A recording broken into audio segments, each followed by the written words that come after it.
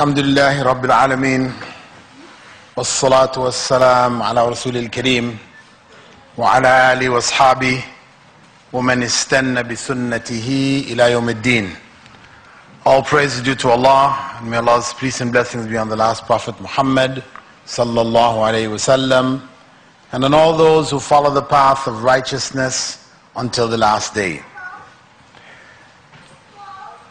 The concept of Islamization of knowledge is one which has been discussed for the last almost 40 years, at least in the 20th century, where educators from various parts of the Muslim world gathered in Mecca in the 70s and analyzed the problems facing Muslims with regards to education. They looked at existing models and discussed Islamic requirements, and they wrote about the need for Islamization of knowledge as it is conveyed in the educational institutions. In fact, they wrote virtually an encyclopedia on this topic, and that was in the 70s. Since that time,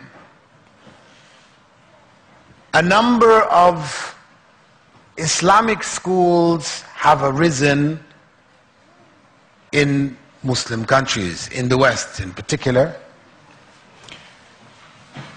And those numbers have been increasing exponentially till we have now in the UK, the US, Canada, Australia, South Africa, thousands of Muslim schools.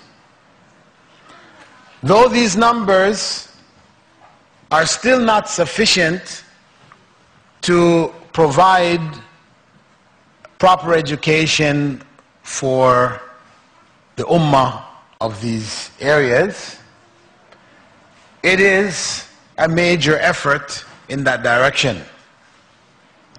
And there is no doubt in the minds of those who are knowledgeable that it is the right of every Muslim child to be educated in Muslim educational institutions. That is their right. It is fundamentally haram to put our children in non-Muslim schools. I know this is something which a lot of people who have chosen to emigrate to the West find very difficult to swallow, but it is the fact. People might have excuses, and perhaps these excuses might be accepted by Allah, and perhaps they might not. But it is because education is primarily the responsibility of parents. It is primarily the responsibility of Muslim parents to educate their Muslim children. The issue of school is something which came along. That's why you don't find any writings from the early generation where they discuss this point, because it wasn't a point of discussion. the early scholars of the past, whether it was Imam Malik or Imam Shafi'i, Imam Sufyan al-Thawri, etc., you hear them talking about their mothers. Their mothers taught them the memorization of Quran. Their mothers taught them fiqh. Their mothers taught them hadith. Yes. They were taught in their homes. That was the norm. As schools arose in Muslim lands, naturally, those who taught in the schools were Muslims. So there wasn't any point of discussion. Should our children go to Muslim schools or non-Muslim schools? That wasn't a point of discussion. So it is only in our times, after the colonial era, etc., where this has become an issue. And the bottom line is that every Muslim child who goes into the non-Muslim educational system, and whatever Islam they had when they went in is neutralized, confused, lost by the time that they graduate, Allah will ask those parents about what they did. Allah will ask them. Prophet Muhammad ﷺ said, "Kullukum ra'in wa kullukum mas'ulun an ra'iyati." Each and every one of you is a shepherd responsible for his flock. The man is responsible for his wife and the children of his home. The wife is responsible for the children of the home. So, mas'ul means you will be asked, accountable. So every child who goes astray, destroyed Islamically, spiritually, by this system, the individual family will be asked. Because for them it was fard ayn to put the child or to educate that child Islamically. It was fard ayn for them. Then the community as a whole will be asked. Because it is the responsibility of the community to establish Islamic educational institutions. And this is fard kifaya on the community. If some of the community undertakes that job, challenge, and establishes a school, then the responsibility is removed from the rest. That is if sufficient schools are established to handle the needs of the Muslim community.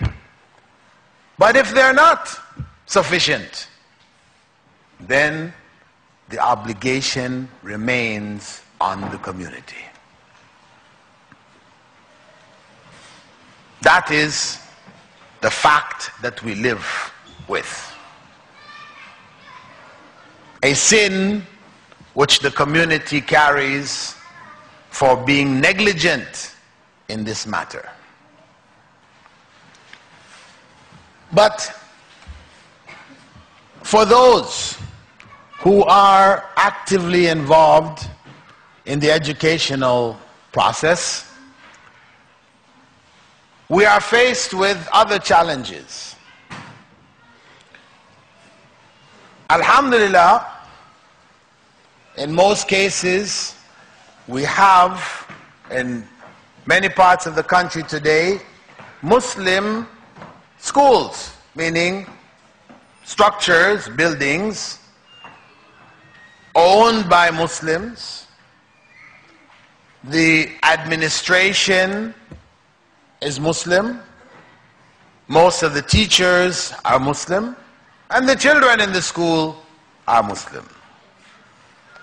However, the material which is being taught, and yes, we do have Arabic, on the curriculum, and we also have Islamic studies on the curriculum.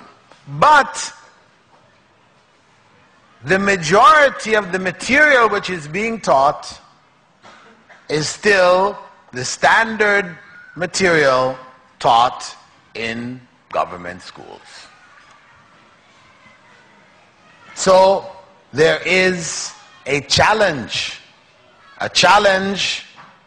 to Islamize that material, because the Islamization process is not complete until and unless all subjects taught in the school are taught from an Islamic perspective.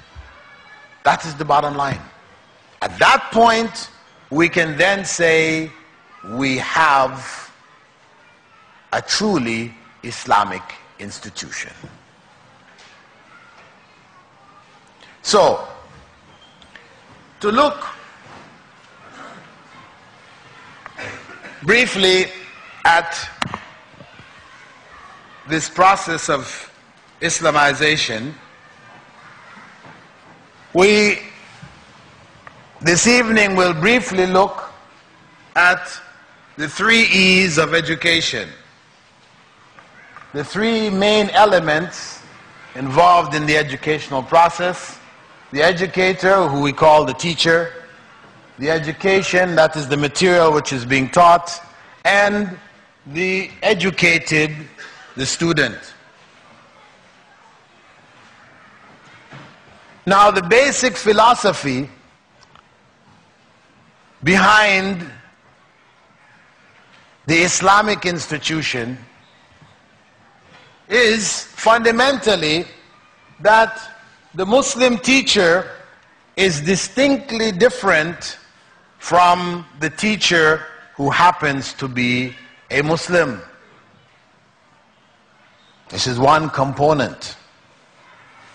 That the Muslim teacher, one who is going to teach in this institution, is fundamentally different from a teacher who happens to be a Muslim, meaning that the teacher who happens to be a Muslim has gone into the field of education for other reasons, other than worshipping Allah through education, serving the Muslim community.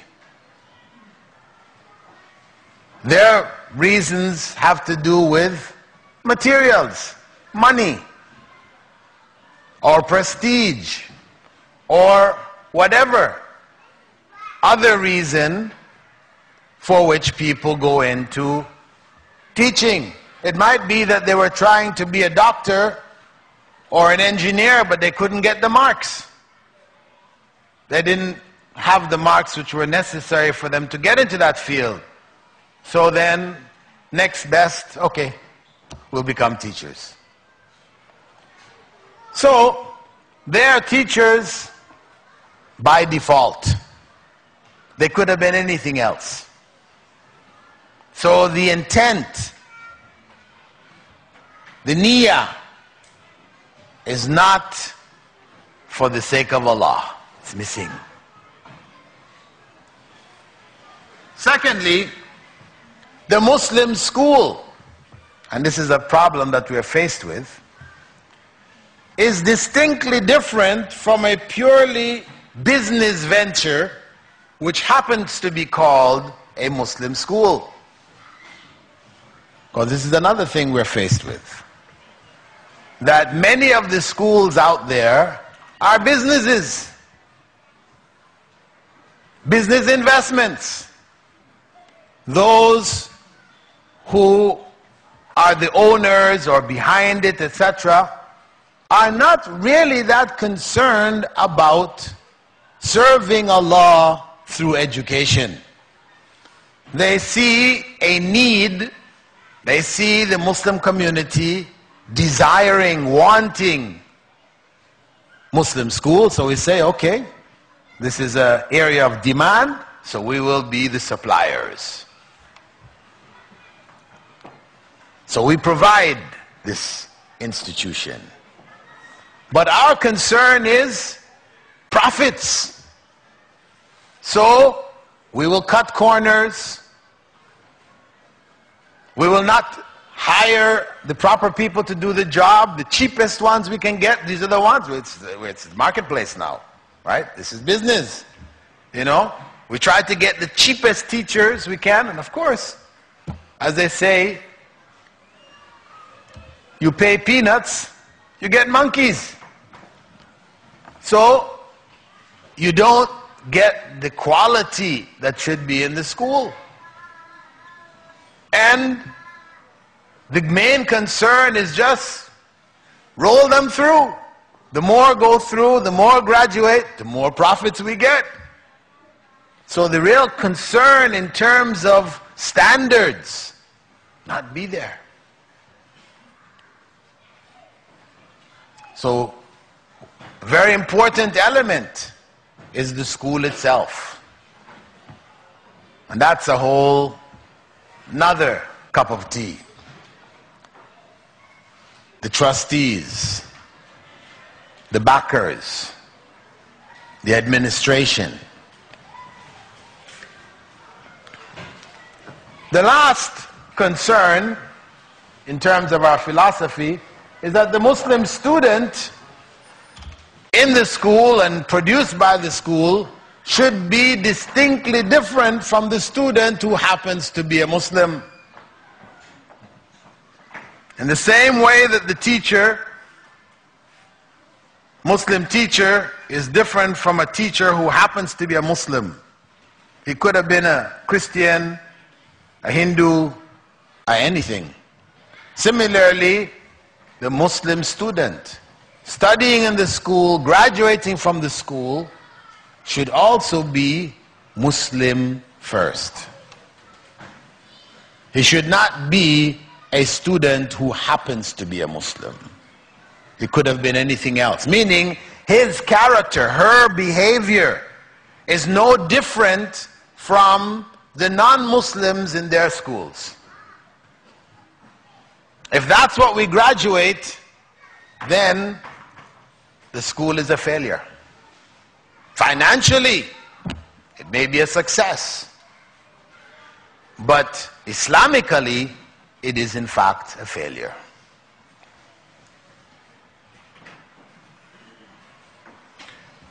If we look at the educator, the first of the 3 E's that we spoke about in the beginning, the basic qualifications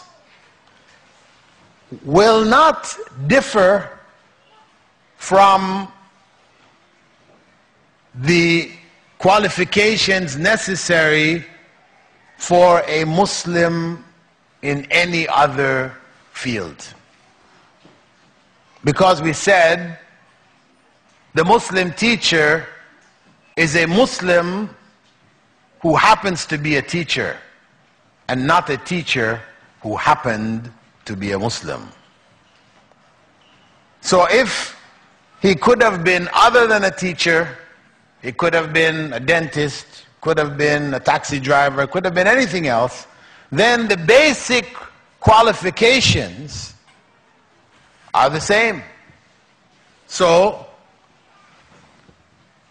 he should have ilm, knowledge. He should have iman, faith. He should have ikhlas, sincerity. And he should have good deeds, amal salih. These are the core qualifications for the Muslim. So whether he's a teacher or he's anything else, these have to be in place. In terms of ilm, knowledge, we're talking about correct knowledge. Not just knowledge. Because you may have people knowledgeable and you say they're qualified, but they really don't have correct knowledge. They will come into the school and they will misguide, as people are misguided in the general schools across the country. Because the process of education, and we're going to look at it later, is not merely one of conveying facts. It is acculturation. It is passing on a culture. A culture which, for Muslims, challenges some of the basic cultural principles that the Prophet ﷺ left behind. So that teacher should be able to distinguish between what is true knowledge and what is false knowledge. False knowledge, for example, is theory of evolution. So they shouldn't be in there teaching, convincing Muslim children that we are the product of evolution. That's false knowledge. And there's a body. That's just one example.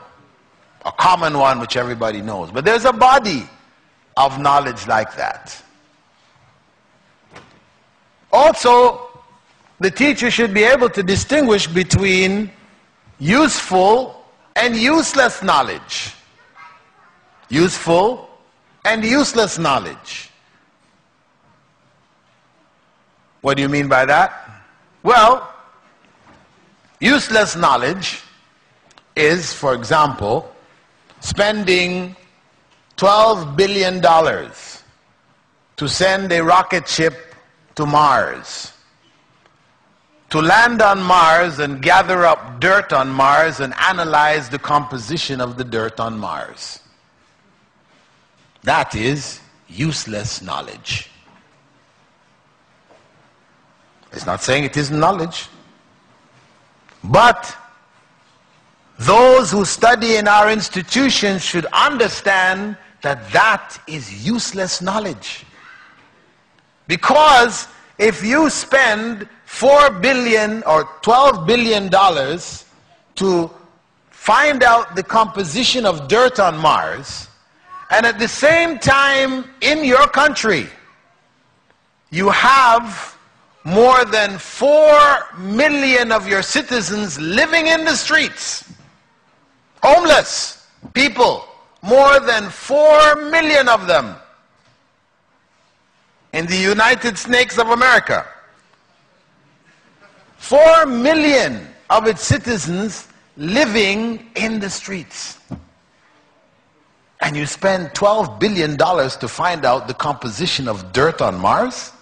We say that is useless knowledge.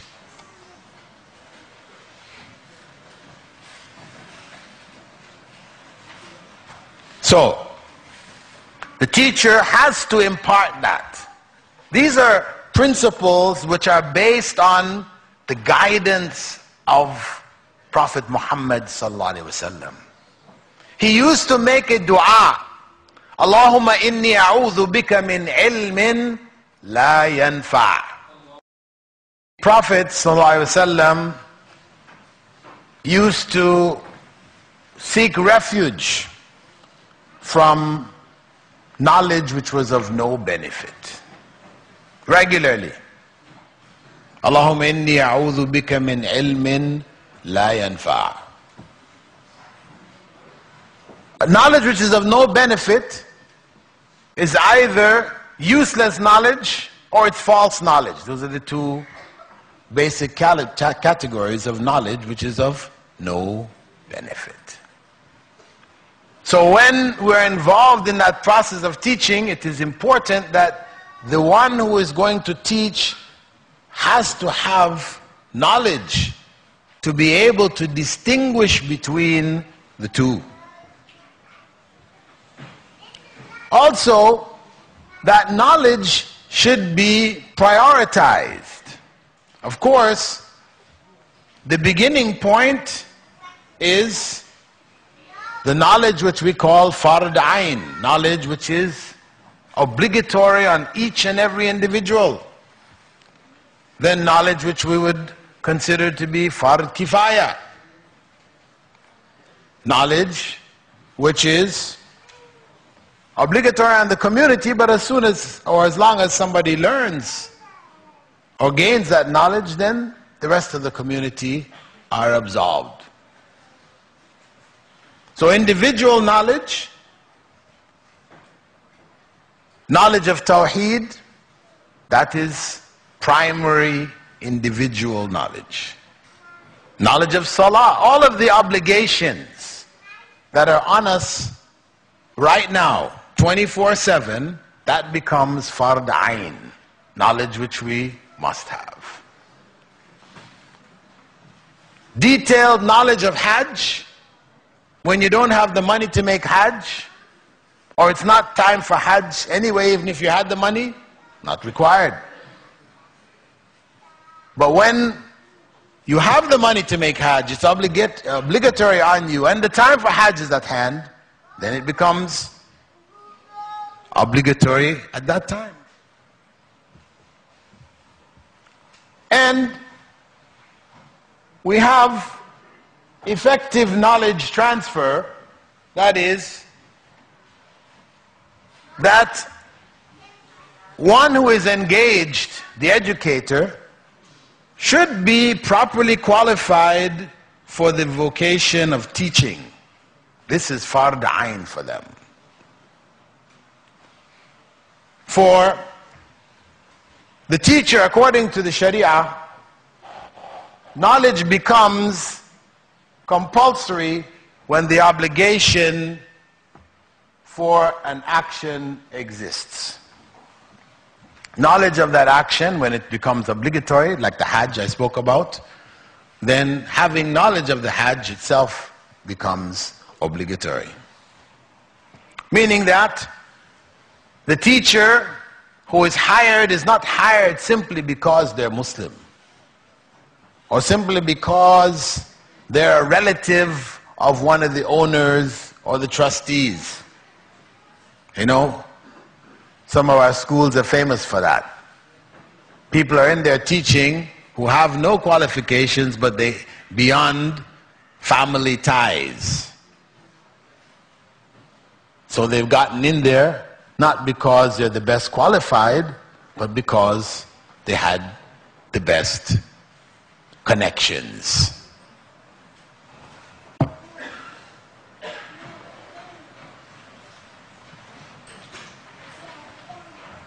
The second area of qualification is that of Iman. Iman, as we all know, the 6 pillars of Iman that Prophet ﷺ left behind. Each educator should have clear knowledge of it. Not just to be able to rattle it off, but to really understand what the pillars of Iman are. And what is the impact that these pillars should have in our lives. Meaning, it has some consequence. There is a realization of these pillars actualized in our day-to-day lives. A person who really knows their Islam. And what you find when you look at the issue of education, much of it is built on patience. And where does patience come from? Those pillars of Iman. The pillars of Iman, when they're understood and implemented, then they provide the foundation of patience necessary for the educational process. The third characteristic, which we said that the educator must possess, and really all Muslims, true Muslims, should possess, is that of ikhlas. Ikhlas meaning sincerity. That the intention behind being a teacher, and this is not just for Islamic studies teachers, but for all teachers, the intention behind it is that it should be for the sake of Allah and not just for material gain. The educator recognizes that this process of education is in fact ibadah. They have the consciousness that causes them to approach their subject as a way of worshipping Allah and not ada. These are two terms in Arabic, ibadah and ada. They sound quite similar. Ibadah is worship, ada is custom, habit, tradition. So the educator should have that point clear. When Prophet ﷺ said, "Ad-dunya mal'una, mal'unun ma fiha," that this world is cursed and everything in it is cursed, illa dhikrullah wa ma wala, except for the remembrance of Allah and what helps us to remember Allah. Wa aliman wa muta'allima. And the teacher, one with knowledge, and the student. Now this relationship, teacher-student relationship, is a holy relationship. It is a sacred relationship. It is one which the Prophet ﷺ said is the truly blessed relationship in this world. The teacher and the student. So when that teacher takes that profession, chooses that profession in life, he or she chooses it believing that this is something pleasing to Allah subhanahu wa ta'ala. The most blessed profession that they can choose. Because the Prophet ﷺ put his seal of approval on it.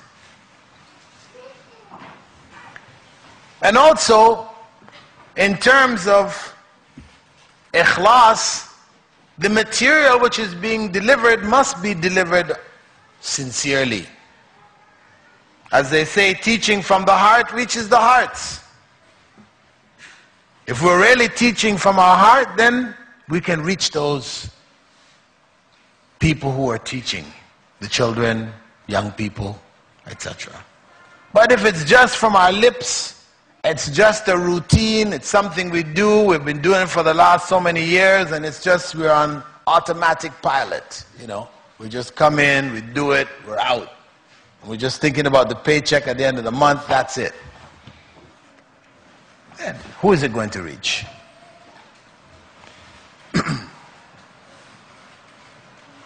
And the last characteristic is that of amal salih, righteous deeds. Foundation for righteous deeds is that it should be according to the Quran and the Sunnah. Because righteousness, goodness, is that which has been defined by Allah as good.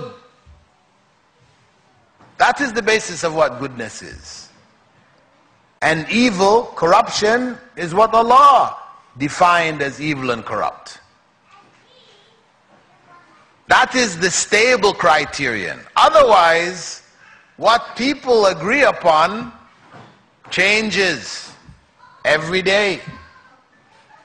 Satan is busy. I just finished giving a 2-day, 10-lecture seminar in the north, in Huddersfield, on Satan and his tricks. And one of his tricks is to make good look bad and bad look good. So those societies that have abandoned divine revelation as the basis of defining for them good and evil, they're lost. What was evil yesterday is good today. What was good yesterday is evil today. Just think, and one of the favorite methodologies of Satan is calling things by other names, giving them attractive names. So when Allah said, don't eat from that tree, and Allah didn't give the tree a name, Satan comes to Adam and says, this tree is the tree of eternal life. Shajaratul Khuld. The tree of eternal life. So what does that do? It sparks in the heart some kind of the tree of eternal life. And that's this methodology. A long time back, the term gay meant happy.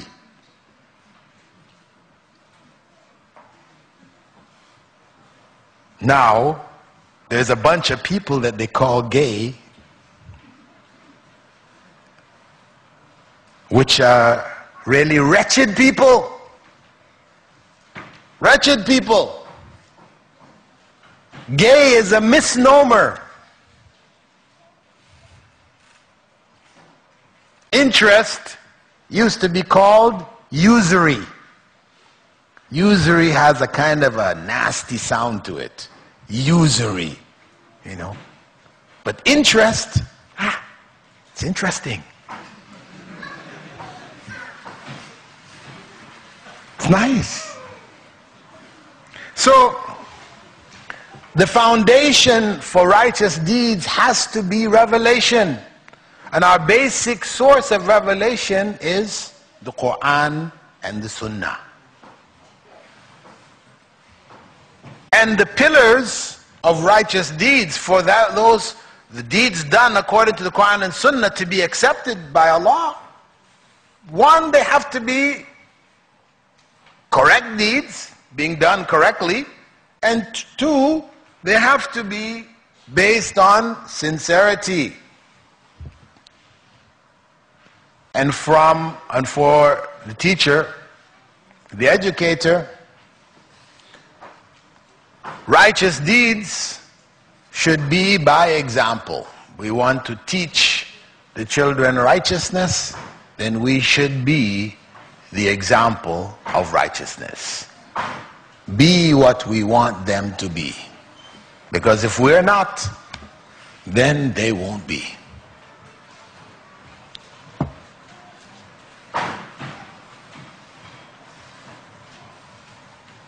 Among the qualities of the educator is that he or she should have a sense of mission.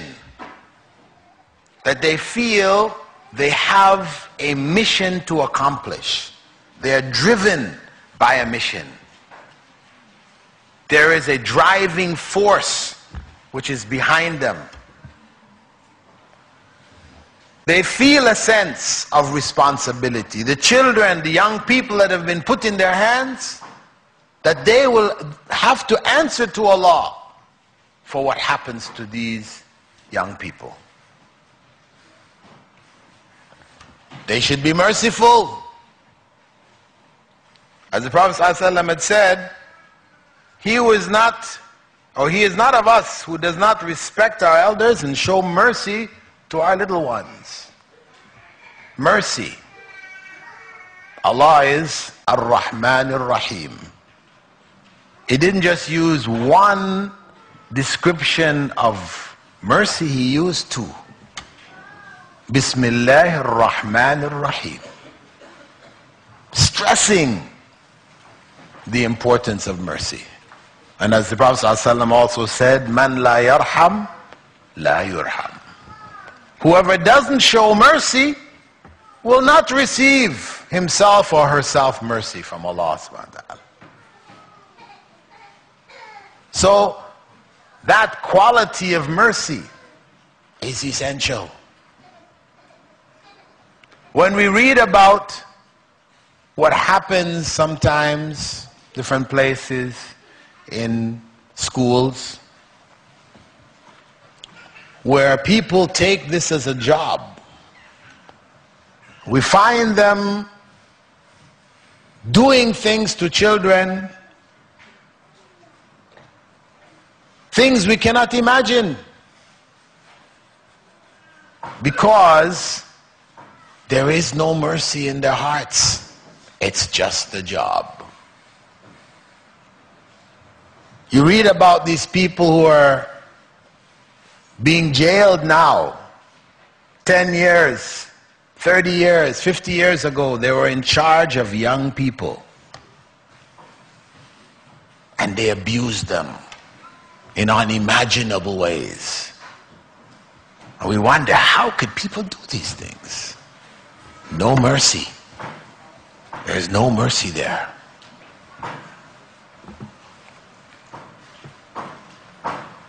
Unfortunately, when we talk about mercy, there is an element within the educational system of Muslims where that mercy has gone. And unfortunately, it is connected with the Quran. I have met so many people from the subcontinent and outside the subcontinent who, when they look back to their childhood, learning the Quran was a horrifying experience. A horrifying experience. We have a bunch of people out there in charge of madrasas, in charge of teaching the Quran, who don't have mercy. They're abusing our children, young people. Some of the brothers, actually when I was visiting the north before, a few months back, and they were driving me to the airport, we were talking about the importance of setting up Islamic school, etc. And I was talking to them about their experiences. You know, alhamdulillah, they survived. But what they described, it meant that they were 1 out of 10. 9 others didn't survive. Their Islam destroyed. The Quran had no meaning in their lives. Why? Because that Quran teacher used to beat them and beat them and torture them. We talk about Guantanamo. What they were describing to me, they described this move they call the chicken. Huh? I see his brothers laughing and smiling. They know the chicken. What is the chicken? You stoop down, put your arms underneath your legs and hold your ears. And if you move from that position, you got whacked. This is torture. This is torture. There is no mercy. And I know personally, I mean, I was living in the UAE. I put my boys to memorize Quran. Alhamdulillah, they managed to memorize Quran. But what they went through, incredible stuff. Same things. Tortured. And of the group that went through and memorized Quran, most of them forgot it after they came out. They did it, their parents wanted them to do it, so they did it, but they were tortured in there. And when I taught school in Riyadh, Saudi Arabia, in an English medium school, I taught Islamic studies. Most of the teachers on staff were non-Muslims, with the exception of the Arabic and Quran department and me teaching Islamic studies. Some of the teachers from the English side, non-Muslims, they had the students do a survey to find out opinions of the students, training them in survey taking, etc. But in the survey, they were asking the students which was their favorite class and which was their most hated class. And you know what? The most hated class was Quran and Arabic. Most hated class. Favorite class was English, maths, these non-Muslims. Why? Because of the lack of mercy. Teachers not properly trained. Yeah, they spoke Arabic. Yeah, they memorized the Quran, but they weren't trained in child psychology, and they lacked that mercy. Their opinion was, it's good enough for me. That's how I was raised, and I'm okay. It's good enough for them. But this is not education. It's miseducation. So one of the things that I have insisted wherever I've gone, addressing schools, staff, etc., is that the requirements for teachers should not vary between academic subjects and the Islamic subjects. Just because so-and-so graduated from Islamic University, now you're going to put him as a teacher of Islamic subjects, Islamic studies, to 6-year-olds? He's never taught a 6-year-old before. What do you think he's going to do? If he hasn't been trained in educational psychology, child psychology, etc., what is he going to do? He's going to abuse those kids. And that's what happens. So this thing of mercy, the mercy in the heart, if it is in the heart of the teacher, then he will know his own limitations and get the necessary knowledge to be able to do the job properly, to fulfill his responsibility before Allah, to put a love in the children's hearts for their subject, especially Quran and Arabic. It should be the most beloved subjects in the hearts of the children. But you go across the country, here, in the UK, and in the US, and in Canada, it's unanimous. One of the most hated subjects. So there's failure here. There's serious failure. It needs to be addressed. When I took my kids to the school in the UAE, put them in the school to memorize the Quran, and I told them, listen, I don't want my kids beaten. They said, they can't learn Quran without the stick. They can't. I said, well, listen, I will do the beating if there has to be beating. You please don't hit them. I said, I'm telling you, they cannot learn without it. And the teacher, when he said that, he had 5 different sticks beside him, right? From the thinnest to the thickest. This is sad. We can laugh about it now, but in reality it's sad. And it is an example of not having mercy on our little ones. And that's why some of the brothers I know who work in the north, work in the prisons in the north, told me that in all of the major prisons of the north, they found, surprisingly enough, young people who had memorized the Quran in their teens, and now they were in jails in the north for drugs and other serious crimes in jail, having memorized the Quran when they were 14 or 15, and there they were, in every jail. So what is this telling us? We have to take another look at what we're doing here. We have to reassess. Where are we and where are we headed?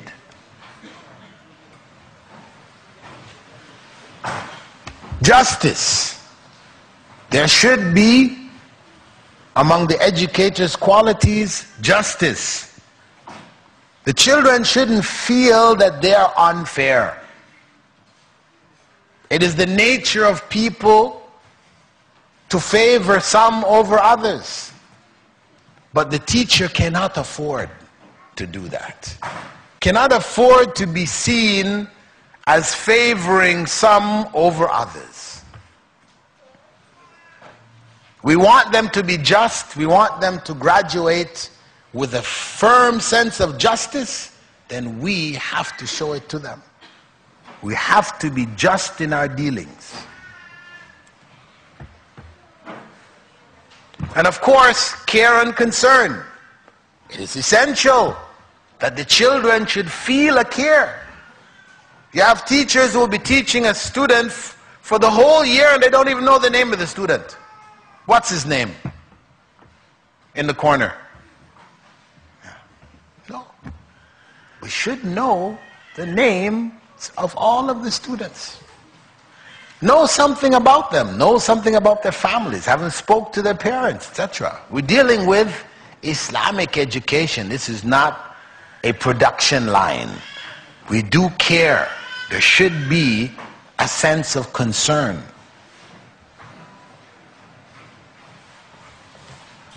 And of course, we should approach education, the process, according to a plan. We should have a clear plan. They have lesson plans. A lot of people just neglect them. Lesson plans, yeah. I know my subject. But what happens is that if you don't really make lesson plans and look what you're doing really, then you just keep doing the same thing over and over and over again. You don't improve. You don't build. So you just get into a rut.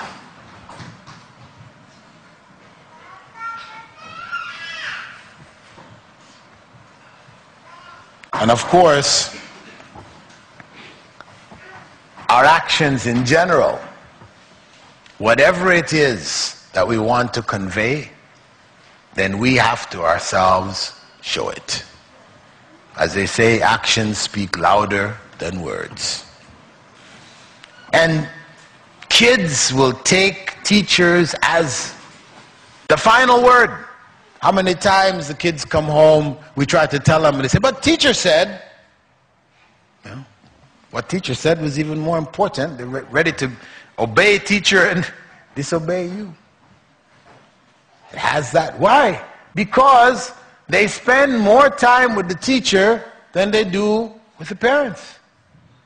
So it's not surprising.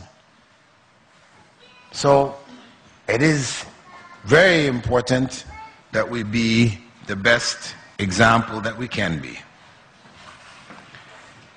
When we look at the education, and this is the area which I really want to focus on, education is defined as the process by which a society conveys its cultural values to the next generation. Cultural values. That is what's really happening. It's not just the facts. It is the package in which those facts come. A way of thinking, a way of life is being conveyed in every class. In English, in maths, in science, in social studies, geography, in every class, in the body language of the teacher, in how they speak to the children. The culture is coming. The cultural package is coming at them. And that's why Prophet Muhammad ﷺ, he summarized the essence of the message of Islam as being one focused on moral character. It was a moral message. When he said, إِنَّمَا بُعِثْتُ لِأُتَمِّمَ مَكَارِمَ الْأَخْلَاقِ, I was only sent to perfect for you the highest of moral character traits. He was summing up that message in a moral context. How we relate to Allah subhanahu wa ta'ala, how we relate to our fellow human beings and to the world in which we live. It should be from a morally sound perspective. A morally sound perspective which has been defined by Allah and His Messenger. And don't forget, education is ibadah. So now, if we look at education, it is composed of the material which is taught, the environment in which that material is taught, and the methods by which that material is taught. Of course, those of you that are educators, trained teachers, etc., you've been exposed to issues of methodology and teaching environments. So what I'm focusing on this evening, because it's not a class in teaching methodology, but one in which I'm hoping that you will reflect along with me about the need for moving our schools up another notch. And that especially is in the area of the material which is taught.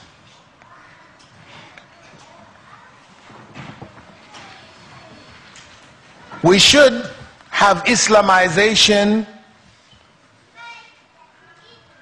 as a clear goal within which the curriculum exists. This should be clear. For an Islamic school, Islamization of the curriculum should be its goal. As I said earlier, that school does not truly become Islamic until the very curriculum of the school itself, that's the heart, becomes Islamic. So what does that mean? Going down to the basic, most basic level, the level of the lesson plans. This is the plan that the teacher prepares in order to teach his or her subject. That plan needs to be Islamized. Islamization has two aspects to it. On one hand, an Islamic element should be introduced in every class. So in that lesson plan, how that lesson is linked somehow, some way to Islam should be subtly brought across to the children, young people. Why? Because we want them to understand that there really is no separation between Islamic education and academic education. In the end, وَعَلَّمَ آدَمَ الْأَسْمَاءَ كُلَّهَا. What did that mean? Allah taught Adam the names of everything. That's encompassing what we call revealed knowledge as well as what we call acquired knowledge. It's all one in the end. It is all from Allah. What's real, what's true, it is all from Allah. So the student shouldn't feel when he is in English class or math class or any other class, an Islamic studies class, that there is Islamic studies, that's one thing, Arabic, Quran, and then we have this other area of studies that we have to deal with because that's what real life is about. No, it's all related. When we read the writings of the early scholars, the scientists, Muslim scientists who were in Spain and in Baghdad, when the texts which they left behind, which are now in the museums, when you go and you read them, you see the scientists discussing about the refraction of light as it passes through a prism and so, and then he says, and Allah said, call Allah. And he goes on to discuss some other aspect of how to set up the lenses and put them this way and that way. Then he says, and the messenger of Allah said. I would say, wow. You know, he's talking this and his Quran comes in there, Hadith come in there. It's all a part of the same thing. That's how they were. There was no division. Those scientists had memorized Quran, they quite knowledgeable in Hadith, etc. So they could see links. They could make references. It was all there. And that's what we want to do. This process of Islamization is that reintegration, bringing those two ends back together. That there ultimately is and should not be any separation. So, an Islamic element should be there. It doesn't mean some people go overboard with it. So they turn their science class into an Islamic class. So they bring in all the verses and then it became Islamic studies. No, I don't mean that. Islamic studies, the focus is fine. You're teaching science, you teach science. But the science is related. There are implications. There are relations, connections that you make. You help the child to understand. But when you're speaking about the thing, you say, and Allah created it that way. It didn't just say nature. It was a product of nature and it's in its nature. No. In the nature which Allah created it. So just putting Allah in that class as you're explaining, that's the connection. Or it could be something historic. You're talking about teaching math, so you mentioned that Muslims were the ones who introduced zero to the world. They didn't invent it, but they introduced it. Took it from India and developed it and presented it. And the very numbers that we call Arabic numerals were Arabic numerals from Muslims.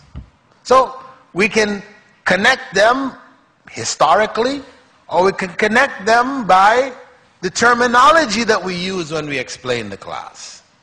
Then, the second component of Islamization goes back now to the same statement of the Prophet ﷺ with regards to the goal of Islam being a moral goal. A moral message should be promoted in every class. A moral message, meaning bringing moral values back into education systematically. Of course, a Muslim teacher teaching will tend to do this, but we're talking about doing it in a way which is accessible. You know, we can assess it. How successful are we? Where have we failed, etc. It can be done systematically. That's why we talk about lesson plans. It needs to be there in the lesson plans. How do you do it? I mean, the average teacher says, okay, moral message now. How are we going to put a moral message in this? Well, the simple solution is we sit with, because the teacher has to have resources. Whether it's from the Islamic perspective, they need to get, I have a subject, I'm teaching about the leaf. They will go to Islamic Studies department, they say, what verses in the Quran, what hadiths talk about leaves, give me them. Okay? After you have all the verses and the hadiths, then you look at what you have to teach and what is relevant and useful, you can include in the course of the class. So you have to have some resource persons. There are books which are out now on Muslim inventions. You know, some very good books have been done. All the Muslim scientific contributions to human civilization, etc., has been done in huge volumes. So these should be there in the schools, accessible to the teachers. Similarly, when we have to deal with the moral side, we need the benefit of those who specialize in this field. Child psychologists, Muslim child psychologists, who can then identify for us what are the moral issues for 6-year-olds, 8-year-olds, 10-year-olds. They give us the lists. Then the teacher only has to choose one. Out of, they get a list of 10, right? Every class they have to include one. Maybe that one is included in more than one class.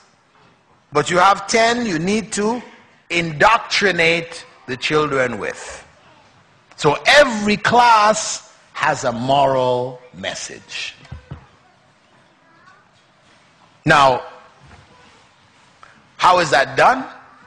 It's not done by beginning the class, kids, today we have a moral message which is don't steal. No. That's not the way it's going to be done. That's not the way to do it.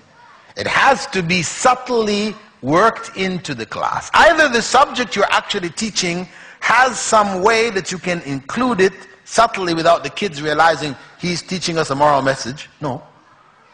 Or it is something you can draw from the things that the children do in the class. Sometimes you can just being themselves, you know, you can find the spot and say, this is not a good thing. The children have actually done it. And you can clarify, use their behavior to correct their moral character. And this is something which should be required of every teacher. Even the physical education teacher. That is what? Physical education, the sports teacher has to do this? Yes. Very important. Because the worst behavior of the kids come out when? In sports. Isn't it? That's when the worst behavior. Cursing each other, you know. You let the ball in the goal, what you do that for? You know, blaming, you know what happens? So that is the best time to correct them. Catch them at play, at their worst, and correct them. That's why the sports teacher is key in this process. Key. But most schools don't even think about introducing Islamic element in sports. No. As long as their aura is covered, khalas, done. Aura covered, okay. Then they can do whatever. No. And this issue of the moral message, it goes even over to Islamic studies. That Islamic studies teachers should be thinking in that way also. Not just giving them the seerah of the Prophet ﷺ, they know his life and they memorize his life. No. What are the moral messages which are appropriate for those children that should be taught in every class? And that's what we need to produce. A truly Muslim graduate. And that product will have an impact on the society that we can hardly imagine. We want to give dawah here. This is the most powerful way to give dawah. We show them what Islam can do for us. Every society, of course, they have their attitudes, they have all the other things that are out there, against Islam and all this is going on. But in the end, respect will be there when they see the quality of our graduates. When they enter into the workforce, etc., it will speak. It will speak in a way that we haven't spoken. So this is the challenge which is before us. To bring about a change, bring about something really radically different here in the area of education. And just to touch on a few points, there's a lot that can be done. This is normally a workshop done for a few days and a number of sessions.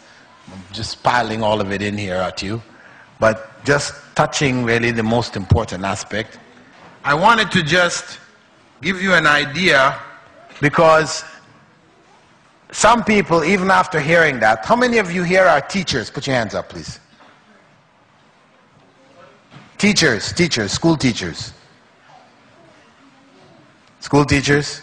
Right. I was hoping actually there would have been more, because this is really focused more on school teachers, but the rest of you anyway, it's something that you can apply in your own life, or if you're working with schools and you're connected with the schools, that you can try to encourage them to take this new approach. Anyway, usually people, school teachers, when this is presented to them, they said it sounds very nice. However, the question is, how do you Islamize mathematics class? I got to teach the students 2 + 2 = 4. Tell me, how do you Islamize it? How do you give a moral message in 2 + 2 = 4? So, I just have a few lesson plans, summarized lesson plans, for a few subjects with some of the teachers, and I asked them to present, to put forward, and we critiqued different lesson plans from different subjects, different groups. Just as examples for you, so you can know that this is something feasible, and I'm not talking, from just theory and wishful thinking.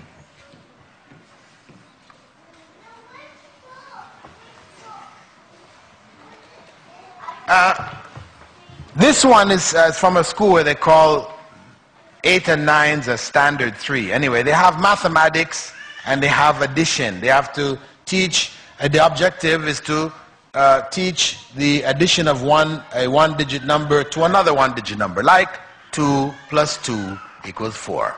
So, how do we Islamize this? First, we can start the class with Bismillah. Then, we give them basic word problems for 2 + 2 = 4.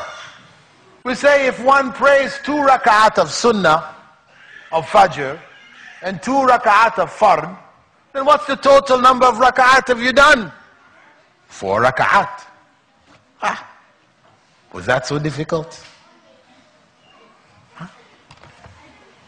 Also, another example, Prophet ﷺ had 3 daughters and he had 3 sons. So how many kids did the Prophet ﷺ have in total? 6. 3 + 3 = 6. Then we also teach them from the other side, 1 + 1 + 1 = 3. And we tell them that some people say that means equals 1. You know who those are, right? Who say 1 + 1 + 1 = 1. We have a bunch of them here, right? So we also let them know that it's not very smart. 1 plus 1 plus 1, no way cannot equal 1. That equals 3. Okay? So we're giving them some dawah at the same time, some ammunition for dawah. The moral message.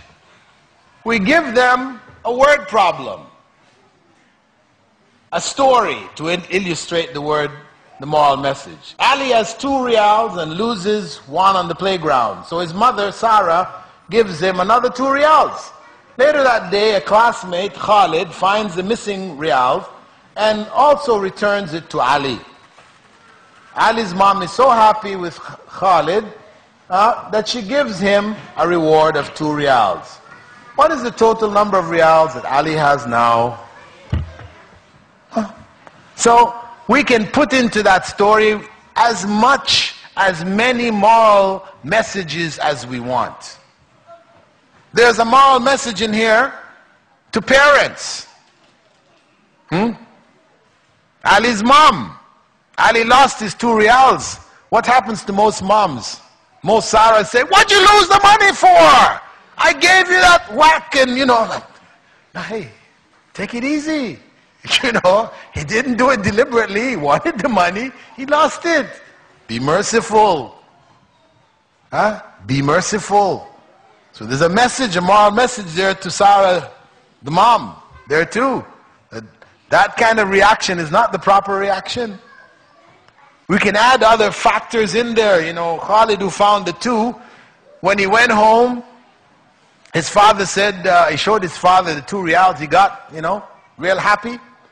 He said, "Where'd you get those 2 riyals from?" He said, "I found them." He said, "Where'd you find them?" "In the playground." "Did somebody lose 2 riyals?" "Oh yeah, Ali did." These are probably Ali's 2 riyals, right? Yeah. But finders, keepers, losers, weepers. That's what we say over in our side of the world. I don't know what you say here in the UK. But that's the kind of phrase that the kids say, Even though they know it belongs to somebody, they found it. It's in the pocket. Hey, no, that's not good. Take it back. Moral message. Still talking about 2 plus 2 equals 4. Right? And then when he gives the riyals back, and Sarah gives him, Ali's mother gives him 2 riyals anyway, hey, good is rewarded. You did a good thing, you got a reward for it too. So all kinds of moral messages can be sent in there. Right? So you understand what I'm saying here? That we don't put it out of the realm of possibility that we can Islamize every single lesson that we teach in the school. There's no reason why not. But of course it requires effort. It's not an easy job. And really, if teachers are not committed, they won't do it. They won't do it. I've set up a website called curriculumislamization.com. And it is an open website for teachers around the world who are committed to this idea to share their experiences, what they've done, benefit from what others have done, because, of course, every country has its own national curriculum. Maybe they have more than one national curriculum. But in the end, everybody teaches 2 plus 2 equals 4. So what can be shared is the core, which is everybody's teaching it. Now, you can't set one curriculum for everybody. As much as it would be nice, it could be simplified like that. What it means is every country has to develop their own Islamized curriculum. But we can benefit a lot from the experiences of others. Okay, anyway, for those people who are interested in working towards this type of an effort, you may contact me at Bilal17 at bilalphilips.com. And I will forward you on to those that are working on the website and to the other teachers in the other institutions that I've been working with. Inshallah, just try to be a middle person to help bring you all together to work on this. I mean, of course, I am also helping with it in terms of overseeing how the Islamization process is going on. So there are other examples here, but time doesn't permit for us to carry on.